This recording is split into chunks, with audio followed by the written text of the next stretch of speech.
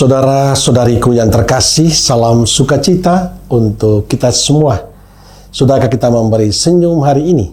Rabu 23 Juli 2025. Hari biasa, pekan biasa ke-16. Kita awali permenungan kita dengan tanda kemenangan Kristus. Dalam nama Bapa dan Putra dan Roh Kudus. Amin. Permenungan kita diambil dari Injil Matius bab 13 ayat 1 sampai 9.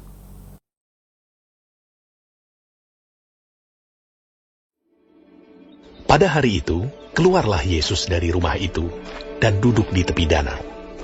Maka datanglah orang banyak berbondong-bondong lalu mengerumuni dia, sehingga ia naik ke perahu dan duduk di situ, sedangkan orang banyak semuanya berdiri di pantai. Dan ia mengucapkan banyak hal dalam perumpamaan kepada mereka.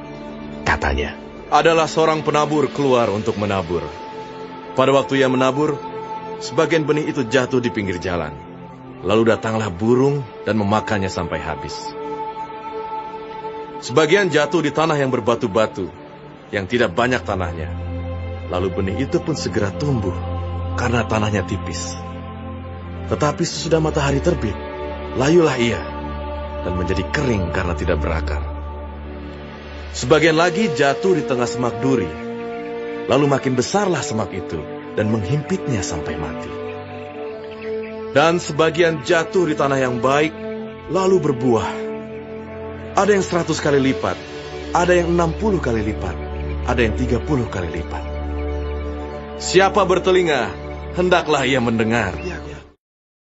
Saudara-saudariku yang terkasih, dalam Injil hari ini diceritakan bahwa banyak orang datang berbondong-bondong menemui Yesus untuk mendengarkan pengajarannya.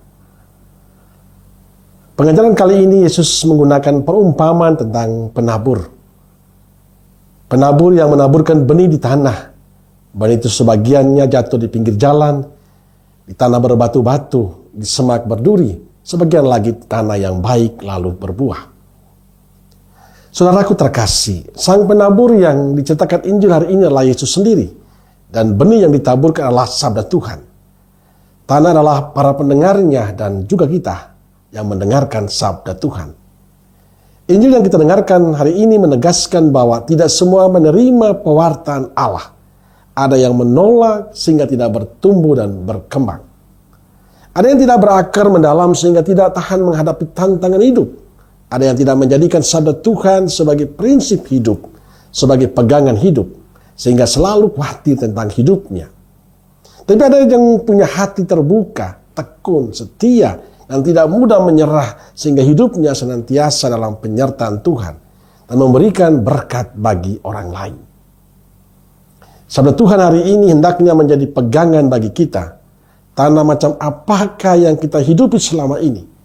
Tanah yang baik dan subur, yang menghasilkan buah, atau tanah yang berbatu, tanah yang penuh alang-alang. Kita bisa melihat dan mengoreksi diri kita masing-masing. Sebagai murid Yesus kita diingatkan agar kita tidak hanya menjadi Katolik lalu selesai, tapi menjadi Katolik yang memiliki hati yang terbuka pada sabda kebenaran Tuhan.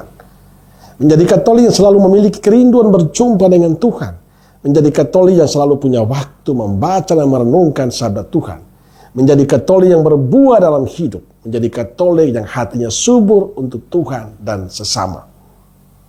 Kita dipanggil untuk menjadi murid Yesus yang sungguh-sungguh menjadi murid Kristus. Tidak sekedar hanya mengikuti Yesus, tapi menghidupi cara hidup Yesus dalam kehidupan kita. Tentu untuk bisa menghidupi itu kita harus sungguh berakar, menyatu dengan Kristus, supaya kehadiran kita berbuah bagi banyak orang.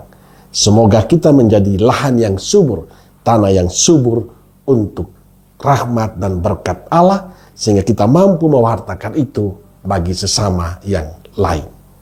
Amin. Semoga Allah yang Maha Kasih memberkati saudaraku sekalian, Bapa, Putra, dan Roh Kudus. Amin. Roh Kudus Nazaret, doakanlah kami. Amin.